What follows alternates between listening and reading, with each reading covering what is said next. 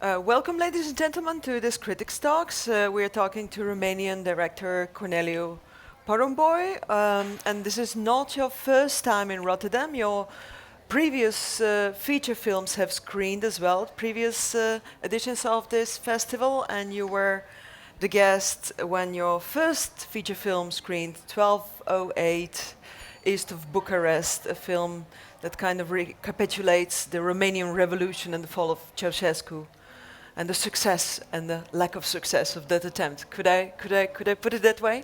Yeah. Just to tell the public that this interview should last for half an hour, and we will keep the last 5 minutes for questions from the audience. So at the end, I will ask you to come to the microphone, and please be concise, as our time is very limited, but you will have the opportunity to ask your own questions. And I am sure there must be many. So we're talking now about your When Evening Falls on Bucharest, or Metabolism. And I must say, metabolism is a very intriguing word in this title. Could you tell me how that came about, the idea to call your film Or Metabolism? It's it's a way of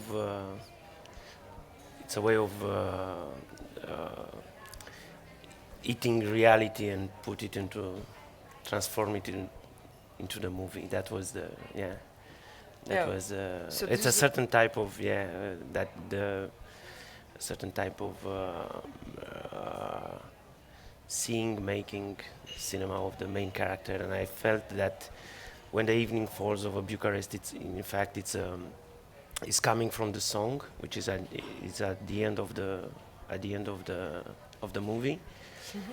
So it's like a mood in a way, but in the same time I wanted to have this contrast in between. It's a very beautiful song. Is it a folk song? It's very popular. In fact, it's a very known Romanian song. We have there a certain type. It's a certain type of music which it's quite oriental, and a jazz singer took it, and this is her version about it. And it's a mixture between, if you want, something very oriental, and in the same time something occidental, you know. So I think this is in Romania. I think it's Romania. It's a mixture like that between East and West, and very melancholic as well. Sometimes. And you say metabolism is actually kind of digestion of the reality by film, by yes. making of this film. Yeah. Could you tell more about that? No, because for my first, at one point in my, someone interviewed me for my first movie, 1208 East of Bucharest. And in the interview at one point I said, this movie I puke it. So it stays into my mind, what for I said this, So it's a thing that I think for me and for the audience it will be important to, because now I'm in another project and I have to remember a little bit me too, this project. So the starting point of this movie, it was in fact a story. In Romania we have like a CNC fund, a state fund, and 3 years ago they want to change the rules, and you're supposed to go there to apply with the découpage. Découpage, it means you have the description, it's a certain type of storyboard, and you have the description of the shot and the length of the shot. So I remember that when I was starting to make cinema in my school, because we were working all the time on 35, the teachers, because we don't have so many stock, the teacher asked us to came with this to exams to this découpage. Yes. Because they were afraid that we won't finish the movies, because if you have a story that 20 minutes and you have stock for 40, you can do it, So I remember that I was in my home and I was given the lines of the characters, and chronometrate the shots and making by my own the mise en scène in a way. So I was starting to think the way that I learned cinema. I was one, and another story that inspired me a lot. It's that I know a director that he starts to shoot a movie 10 years ago and he never finished. And he used to shoot like 3 days in a year, and after that, after a few years, he shoot another 3 days. And at one point, I asked him to go on the set and to do a certain type of making of, to stay with him like 3 days and I was interested to make something that a certain type of movie that you could shoot something which is in between and maybe you will never finished. So these two stories, they were the base of this script in a way. So not the result, but the process of becomes The process of, yes, it's a subject that I was interested in. But he never shoots again. He never did. He never did again. But you did. And I did this one, yeah. You did this one. And you said that when you were a student, you were forced into organizing your time so that you can do your shots within the available space. And your character says the very same thing in the beginning, that he was defined by this 11-minute length of available roll of film, and he is worried that this will disappear in the future with new technique, and that in a way it's a kind of way of looking at the world that will disappear with it. Is this also your personal concern? No, I mean, it was more. Yeah, it was. It's not because it's not like a theory, and I don't try to make theories in my movies. I make movies, but it's a certain type of link with a limit, and a certain type of limit, and a certain type of seeing things, and. But in the same time, the character in the movie, I think, is more. Could be, it's more obsessed by, and in the same time, he has his fury. But the next day, the actors will go, and it's a little bit pushed, like fear, because there it's also the relation. Obsessive character, yes. That's. Yeah, that's sometimes I could get to be obsessed too.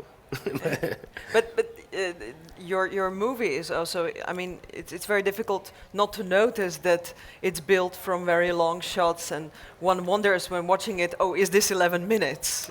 Yeah. So you're playing with the form. You are invited this type of reflection on. Yes, but in the same time, I think the first shot is very long, and even you perceive the other shots like very long, because of this one. But I didn't work like in 11 minutes, they are not that. No. They're supposed to be like 9 shots in the movie. I don't know, maybe I have more shots. And how do you work? Did you lay the whole script in at once, and do you rewrite stuff as you go along? Or? Normally, at this one I work like 8 or 9 drafts. 8 or 9 drafts. And it was like because at my first one I wrote like one draft. The second one had 3 drafts, and this one it was like 9, 8. And do you rewrite while shooting? Yeah, all the time. You see how it works all the time. And all the time. All the time, because I want to be inspired by the actors. Sometimes we are speaking a lot. It's also a certain type of economy that because you don't have too much time for shooting, so I rehearse a lot before. I made the casting for 3-4 months, and even in the casting I made a certain type of mise en scène, and so I put a lot of the accent before shooting. So I work a lot before shooting. Okay. And how do you work with your actors? Do you let them improvise and see how it develops? Yeah, there are a few. Yes, sometimes I let them improvise to improvise. Sometimes we work on an extra text. I will speak what about the character and what could do in another sequence that it won't be in the movie, and yeah. Yeah, because you're so playing with the form that when looking at the film, one might think that this film is, written from A to Z before you start shooting and very planned. It all looks very planned in the end, much more than something that came about from improvisation. And what also strikes me is that the action in a film kind of dissipates into a dialogue that's about nothing or almost nothing, and there is a certain point where this second director enters the scene and compares Alina, the actress, to Monica Vitti. Mm-hmm. I haven't seen the resemblance to Monica Vitti, I must admit, but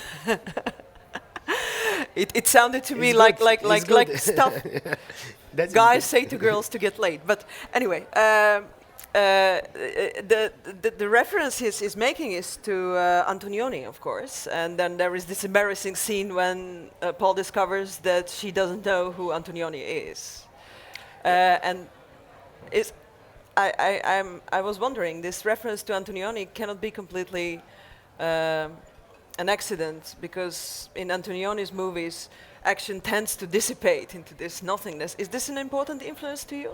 Yeah, Could you tell us more about it?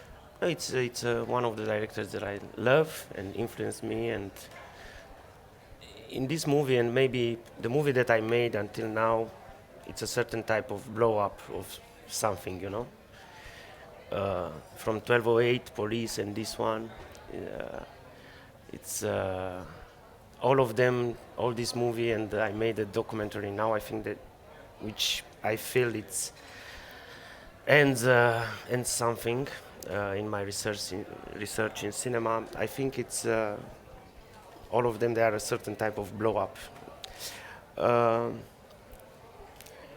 Yeah, and it's one of my favorite directors. Yeah, but in the same time, I liked, yeah, because I